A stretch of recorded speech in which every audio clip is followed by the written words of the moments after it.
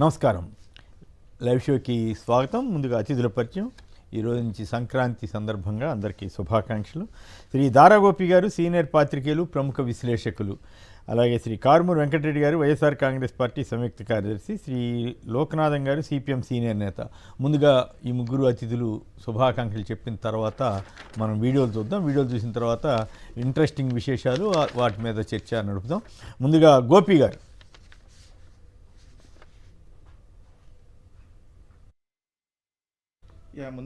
దైవ సన్నిధిలో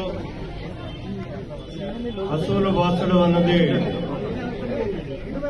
ఒక రకంగా అదృష్టమైన, ఆమె ముక్తి కోసం వెళ్లి ప్రాణాలని ఇచ్చినటువంటి పరిస్థితి.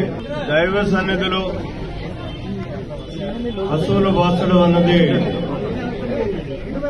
ఒక రకంగా అదృష్టమైన, ఆమె ముక్తి కోసం వెళ్లి ప్రాణాలని ఇచ్చినటువంటి పరిస్థితి. దైవ సన్నిధిలో అసూలు బాసడం అన్నది ఒక రకంగా అదృష్టమైన, ఆమె ముక్తి కోసం వెళ్లి ప్రాణాలని ఇచ్చినటువంటి పరిస్థితి. పవన్ కళ్యాణ్ గారు డబుల్ గేమ్ ఎట్లా ఉంటుందో చూస్తున్నాం. అంతకుముందు దాని మీద కూడా చర్చలోకి వెళదాం.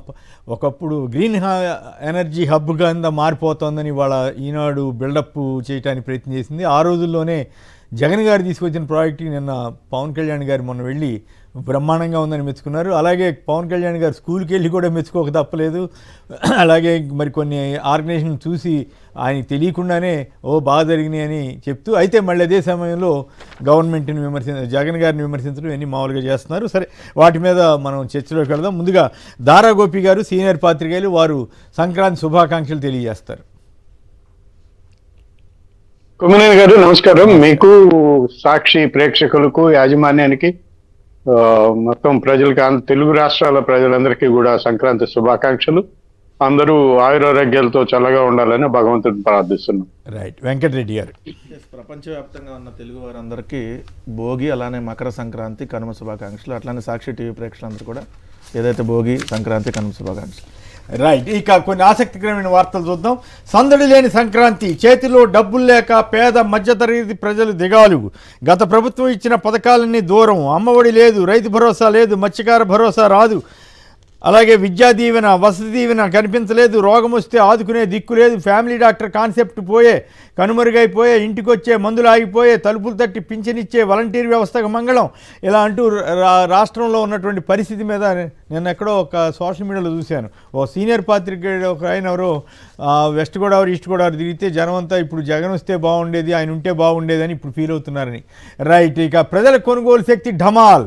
రాష్ట్రంలో జీఎస్టీ వసూళ్లు తగ్గడమే ఇందుకు నిదర్శనం. జీఎస్టీ అన్ని రాష్ట్రాల్లోనూ పెరిగితే ఆంధ్రప్రదేశ్లో 6% తగ్గింది. రైట్. నిన్న కూడా వీటికి సంబంధించిన కొన్ని వార్తలు వచ్చాయి. ధరలు దడదడ, వ్యాపారం వెలవెల. ఈ ఏడాది అంతగా కనిపించని సంక్రాంతి సందడి. చుక్కలు నడుతున్న నిత్యావసర వస్తువుల ధరలు. దీని మీద కూడా చర్చలోకి వెళదాం. గిరిజన మహిళపై తిరువూరు టీడీపీ ఎమ్మెల్యే దాష్టికం. బూక్యా చంటి ఇంటిపై ఎమ్మెల్యే కొలికిపూడి దాడి. ఈ చాలా ఈ తెలుగుదేశం ఎమ్మెల్యేలు, కొంతమంది నాయకులు ఇష్టారాజ్యంగా వ్యవహరిస్తున్న తీరు అత్యంత వివాదాస్పదంగా ఉంది. గోపి గారు, మీరు ఆ ప్రాంతమే కదా. ఈ తిరువూరు టీడీపీ ఎమ్మెల్యే కొలికిపూడి శ్రీనివాస్ మొన్నేమో ఒక కులం వాళ్ళని ఉద్దేశించి తండ్రి ఆయనే ఉంటాడు, ఆయన కొడుకుంటాడు, ఆయన మనవడు ఉంటాడు అన్నాడు. అదేమో కొందరు చంద్రబాబు గారికి అన్వయింపు చేస్తూ కొందరు వ్యాఖ్యానిస్తున్నారు.